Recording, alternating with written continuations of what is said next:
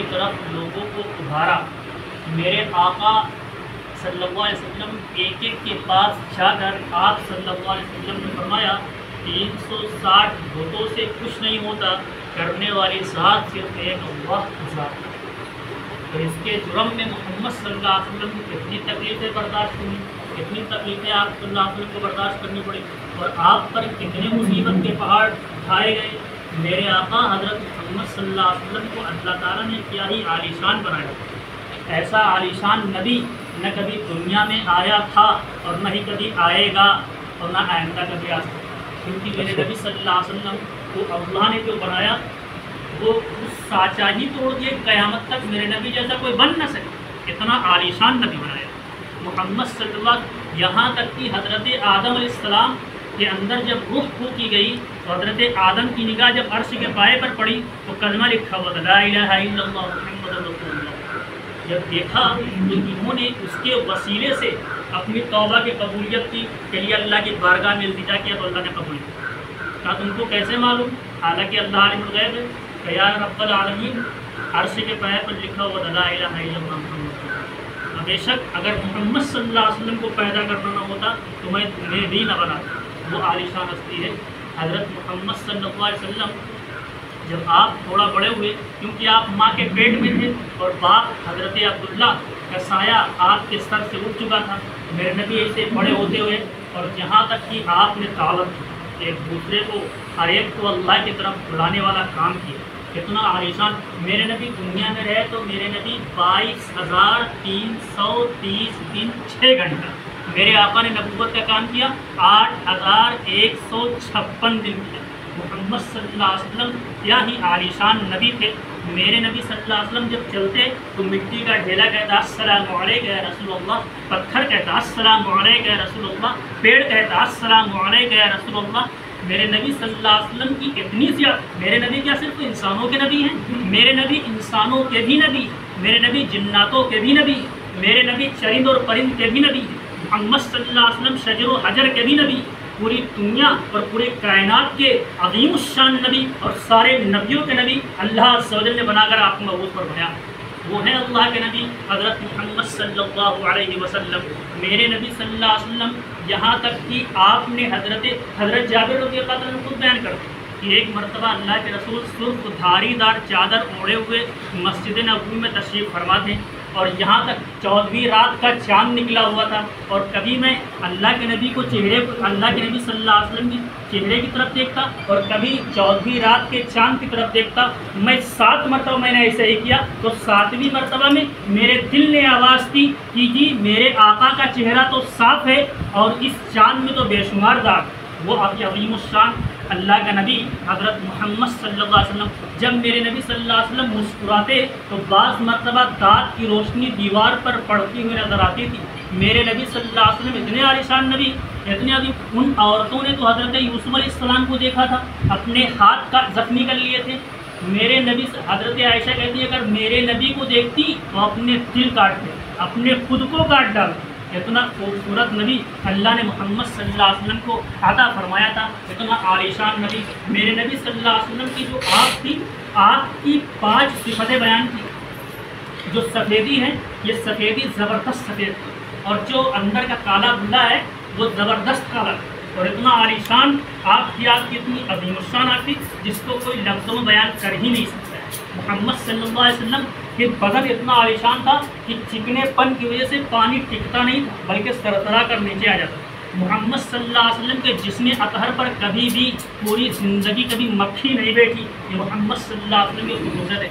میرے نبی کی اماں نے پرچھائی نہیں بنائی کیونکہ بےادبی ہوگی۔ محمد صلی اللہ علیہ وسلم کو اللہ نے اتنا عظمت والا بنایا تھا کہ حضرت موسیٰ علیہ السلام نے اللہ سے مانگا کیا رب اشرح لی صدری، اے اللہ میرا سینہ کھول دیجئے، ویسر لی امری، میرا کام آسان کر دیجئے۔ حضرت موسیٰ علیہ السلام نے مانگا اللہ سے تو اللہ نے ان کا سینہ کھولا، اور اللہ نے اپنے محبوب کو ہاتھ اٹھانے سے پہلے اور مانگنے سے پہلے کیا فرمایا الم نشرح لک صدرک، اے میرے حبیب ہم نے آپ کا سینہ کھول دیا ہے۔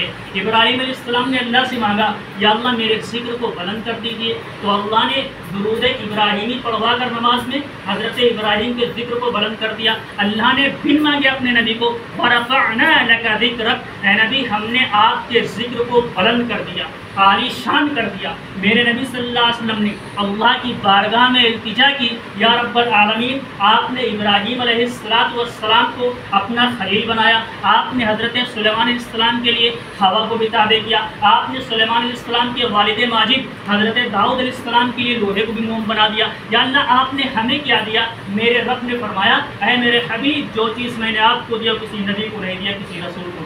وہ کیا ہے؟ وہ یہ ہے کہ تمہارا اور ہمارا نام ایک ساتھ چلے گا. اگر قرآن پڑھو گے اطیعوا اللہ واطیعوا الرسول، پہلے اللہ کی اطاعت کرو، وہی لکھا ہے محمد صلی اللہ علیہ وسلم کی بھی اطاعت کرو.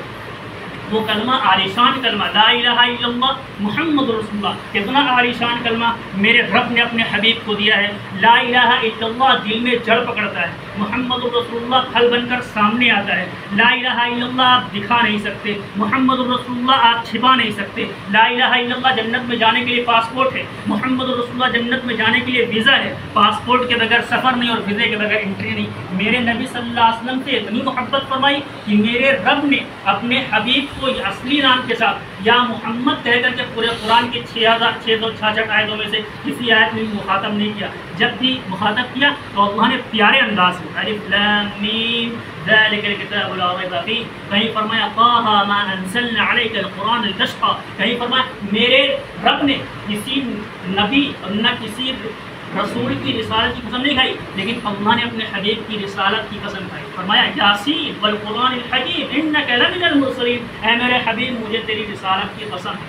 میرے رب نے کبھی کسی کی جان کی اور نہ کسی کی کالی زلف اور چہرے کی قسم نہیں کھائی، لیکن میرے رب نے اپنے حبیب کے چہرے کی اور زلف کی قسم کھائی. والضحیٰ واللیل اذا سجا، مجھے قسم ہے آپ کے روشن چہرے کی، مجھے قسم ہے آپ کی کالی زلفوں کی. نہیں چھوڑا آپ کو آپ کے پروردگار نے اور نہیں ناراض ہوا ہے. کتنا عالی شان نبی اللہ عز و جل نے ہمیں دیا ہے. میرے نبی صلی اللہ علیہ وسلم اپنی امت کے لیے کس طرح فکر مند رہا کرتے تھے اور کس طرح آپ کے دل و دماغ کے اندر ایک ہی بات گونج رہی تھی کہ میرے امت میں پیدا ہونے والا ایک ایک انسان کیسے جہنم سے بچ جائے اور کیسے جنت میں داخل ہو جائے. میرے نبی صلی اللہ علیہ وسلم نے کتنی محنت کیا، کتنا مجاہدہ کیا، کتنی مشقتیں برداشت کیا، یہاں تک کہ حجۃ الوداع بھی پیش آیا. میرے آقا صلی اللہ علیہ وسلم تشریف لائے فاتح بن کر کے. وہ ایک دن وہ بھی گزرا جس مکہ سے اللہ کے رسول کو نکالا جا رہا تھا تو میرے نبی نے فرمایا تھا اگر میری قوم مجھے نہ نکالتی میں اس سرزمین کو کبھی چھوڑنے والا نہیں تھا، کیونکہ میری جائے پیدائش تھی. اللہ کے رسول جب فاتح بن کر تشریف لائے تو صحابہ کہہ رہے تھے الیوم یوم الملحمہ، دشمنوں کل تمہاری تلواریں تھیں ہماری گردنیں تھیں، آج تمہاری گردنیں ہوں گی اور ہماری تلواریں ہوں گی. الیوم یوم الملحمہ، آج بدلہ لینے کا دن ہے. میرے نبی نے فرمایا نہیں، الیوم یوم الملحمہ نہیں، الیوم یوم المرحمہ، آج معاف کرنے کا دن ہے، آج درگزر کرنے کا دن ہے. جو فاتح بن کر آتا ہے تو اس کا سینہ چوڑا ہوا کرتا ہے. جو فاتح بن کر آتا ہے وہ اپنے آپ کو کچھ اور ہی سمجھتا ہے. اور جہاں تک میرے آقا جب فاتح بن کر مکہ میں داخل ہوئے تو آپ کا سینہ ابہر اونٹ کی کوہان سے لگ رہا تھا. آپ ظاہری طور پر اپنے جھکے ہوئے محمد صلی اللہ علیہ وسلم. جب آپ تشریف لائیں اور جہاں تک کفار کانپنے لگے کہ آج تو ہماری خیر نہیں ہے، اور اللہ کے نبی نے فرمایا آج تم سے پوچھیں گے نہیں کہ ہم جب نماز پڑھ رہے تھے ہم نے اونٹ کی اوجڑی میرے بدن پر کیوں رکھی تھی. ہم یہ نہیں پوچھیں گے ہم جب چل رہے تھے تو میرے گزرگاہوں میں کانٹے کیوں بچھائے تھے. ہم یہ بات نہیں کہیں گے کہ ہم جب جا رہے تھے تو ہمارے اوپر آپ نے کوڑا کیوں پھینکا تھا، ہم کو ساحر مجنون کیوں کہا تھا، ہم کو پاگل دیوانہ کیوں کہا تھا. ہم وہ بات کہیں گے جو بات حضرت یوسف علیہ السلام نے اپنے بھائیوں سے کہی تھی لا تثریب علیکم اليوم، آج تم سے کسی چیز کے بارے میں پوچھا تک نہیں جائے گا. وہ عظیم الشان محمد صلی اللہ علیہ وسلم میرے نبی حضرت محمد صلی اللہ علیہ وسلم جب کعبہ شریف کے اندر داخل ہوئے دیکھا 360 بت رکھے ہوئے تھے. میرے نبی صلی اللہ علیہ وسلم کے دست مبارک میں ایک روایت کے مطابق چھڑی مبارک تھی، دوسری روایت کے مطابق کمان تھی. آپ بت کی طرف بت کو لگتا نہیں تھا لیکن آپ کی زبان پر تھا وَقُلْ جَاءَ الْحَقُّ وَزَهَقَ الْبَاطِلُ إِنَّ الْبَاطِلَ كَانَ زَهُوقًا. حق آ گیا، باطل مٹ گیا، اور باطل مٹنے ہی کے لیے دنیا میں آیا ہے.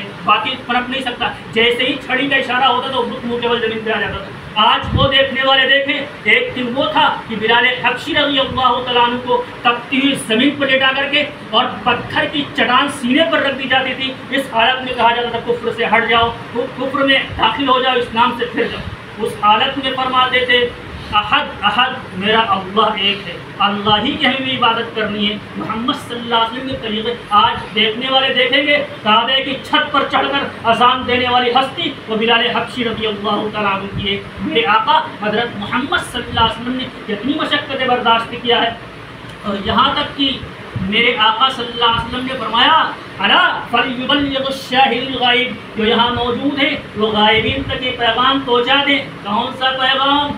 ایک دوسرے کو حق بات کی تلقین کرنا، ایک دوسرے کو کہنا کہ برائیوں سے روکے، کیونکہ بہت تھوڑی زندگی ہے، بہت کم زندگی ہے۔ اس زندگی پر غرور کرتے ہو جس زندگی کو موت نکل جائے گی، اس جوانی پر اکڑ دکھلاتے ہو جس جوانی کو بڑھاپا کھا جائے گا، اس مال پر اتراتے ہو جس مال پر فقر کا ڈر ہو، اس دنیا میں اتراتے ہو جس دنیا کو ایک دن اجڑ جانا ہو، جس دنیا کو مکڑی کا جالا تن جانا ہو، جو دنیا ختم ہو جانے والی ہو۔ وما الحیات الدنیا الا متاع الغرور، دنیا کی زندگی دھوکے کی پونجی ہے، یہ مکڑی کا جالا ہے، یہ مچھر کا پر ہے، یہ دھوکے کا گھر ہے، اس سے دل نہیں لگانا۔ یاد رکھنا اگر تم نے مال سے دل لگایا، اگر عہدے سے دل لگایا، میرے آقا نے فرمایا من اعتمد علی سلطانہ فقد ضل، جس نے سلطنت پر اعتماد کیا تو وہ ذلیل ہو جائے گا۔ من اعتمد علی علمہ فقد ضل، جس نے علم پہ گھمنڈ کیا تو وہ گمراہ ہو جائے گا۔ من اعتمد علی مالہ فقد قل، جس نے مال پر گھمنڈ کیا تو اس کا مال کم ہو کے رہے گا۔ من اعتمد علی عقلہ فقد اختل، جس نے اپنی عقل پر گھمنڈ کیا تو اس کی عقل خراب ہو کے رہے گی۔ من اعتمد علی اللہ، جس نے اللہ پر بھروسہ کیا، میرے نبی نے فرمایا ایسے بندے کو مبارکباد دے دو، فلا قل ولا ذل ولا ضل ولا اختل، نہ اس کا مال کم ہوگا، نہ وہ ذلیل ہوگا، نہ وہ گمراہ ہوگا، نہ اس کی عقل ماری جائے گی۔ ذرا ہم غور تو کریں میرے بھائیوں اور بزرگوں، اللہ نے ہمیں کیا کہا؟ افحسبتم انما خلقناکم عبثا وانکم الینا لا ترجعون، کیا تم گمان کرتے ہو کیا تم ہمارے پاس لوٹائے نہیں جاؤ گے؟ سارے لوٹائے جائیں گے اللہ کی طرف۔ جب ہم صبح ہی اٹھتے تو کیا کہتے ہیں؟ جب سوتے کہتے ہیں اللہم بسمک اموت واحیا، اللہ میں تیرا ہی نام لے کر مرتا اور جیتا۔ جب صبح اٹھتے کیا کہتے ہیں؟ الحمدللہ الذی احیانا بعد ما اماتنا والیہ النشور، تمام تعریف اللہ ہی کے لیے جس نے مجھے زندگی دی میرے مر جانے کے بعد اور اسی کی طرف لوٹ کر جانا۔ مٹی دے تو کیا کہتے ہیں؟ منہا خلقناکم وفیہا نعیدکم ومنہا نخرجکم تارۃ اخری، ہم نے اسی مٹی سے بنایا تھا، اسی مٹی میں ملا دیں گے، سہوارہ تجھے اسی مٹی سے اٹھا کر کھڑا کریں گے، پھر اپنے سامنے کھڑا کریں گے، پوری زندگی کا حساب مانگیں گے۔ تو میرے بھائیوں اگر ہم نے اللہ کو دنیا میں راضی کیا، اگر ہم نے محمد رسول اللہ کے طریقے پر عمل کیا، نبی کی تعلیمات پر عمل کیا، تو میرے بھائیو جب ایسا بندہ قبر کے اندر جاتا ہے تو اللہ کی رحمت باہیں پھیلا کر کھڑی ہو جاتی ہے اور کہتی ہے ارجعی الی ربک راضیۃ مرضیہ فادخلی فی عبادی وادخلی جنتی۔ میرا بندہ بہت تھک کر آیا ہے، بڑی مصیبت برداشت کر کے آیا ہے، اب تم اکرام کے ساتھ میری جنت میں داخل ہو جاؤ۔ اللہ عز و جل ایسا اعزاز فرمائے گا، اور جب دنیا کے اندر اللہ کا ڈر دل میں سما کر کے جو بندہ اللہ سے ڈرتا ہے وہ اللہ کے یہاں بہت محبوب ہوتا ہے۔ وَلِمَنْ خَافَ مَقَامَ رَبِّهِ جَنَّتَانِ، میرے رب نے فرمایا جو اللہ کے سامنے کھڑا ہونے سے ڈر گیا اس کے لیے دو بات، فَبِأَيِّ آلَاءِ رَبِّكُمَا تُكَذِّبَانِ، تو تم اپنے رب کی کن کن نعمتوں میں جھٹلاؤ۔ ابھی دشمنوں کو پتہ نہیں ہے کہ ہم نے کس قوم سے مقابلہ کیا ہوا ہے، ابھی انہیں پتہ نہیں ہے، کیونکہ میرے نبی جو سچوں کے سچے نبی ہیں، میرے نبی صلی اللہ علیہ وسلم نے فرمایا لا، یہاں تک کہ جب تک ایک بھی مسلمان دنیا میں رہے گا اللہ تعالیٰ قیامت نہیں لائیں گے، اور جس دن ایک بھی مسلمان نہ ہوا، مسلمانوں کو مٹانے والے یہ بات اچھی طرح یاد رکھیں، جس دن ایک بھی مسلمان دنیا میں نہ ہوا تو یہ زمین چر جائے گی، یہ آسمان پھٹے گا، دیکھنے والے دیکھیں گے، دنیا اللہ عز و جل دنیا کو توڑ پھوڑ کر دھرم بھرم کر دے گا۔ یہاں تک کہ میرے بھائیوں اگر غیر زندہ ہے تو ہماری اور تمہاری وجہ سے زندہ ہے، اگر دوسرے لوگ روزی کھا رہے ہیں تو ہماری اور تمہاری وجہ سے کھا رہے ہیں، کیونکہ اللہ کا دسترخوان بچھا ہوا ہے، اس میں سے ایمان والے اور غیر ایمان والے سب کھا رہے ہیں، لیکن جب قیامت کا شمع ہوگا اس وقت اللہ اعلان کرے گا وامتازوا اليوم ایھا المجرمون، آج مجرم الگ ہو جائیں، فرمانبردار الگ ہو جائیں، نافرمان الگ ہو جائیں، جنتی لوگ الگ ہو جائیں، جہنمی لوگ الگ ہو جائیں، تو اس اعلان کی وجہ سے بہتوں کی نیند اڑ جائے گی۔ میرے بھائیوں اور بزرگوں ایک دن حساب کا ہے، بخاری کی روایت ہے کہ اگر دنیا میں کسی سینگ والی بکری نے بغیر سینگ والی بکری کو مار دیا، سینگ نہ ہونے کی وجہ سے وہ بدلہ لینے سے قاصر رہی، کل قیامت میں اس کو سینگ عطا کی جائے گی تاکہ وہ بدلہ لے، کیونکہ یہ بدلے کا دن ہے۔ مالکی یوم الدین، وہ انصاف کے دن کا بادشاہ ہے، انصاف کے دن کا مالک ہے۔ تو پھر جانوروں کو کہا جائے گا کنتو ترابا، مٹی ہو جاؤ۔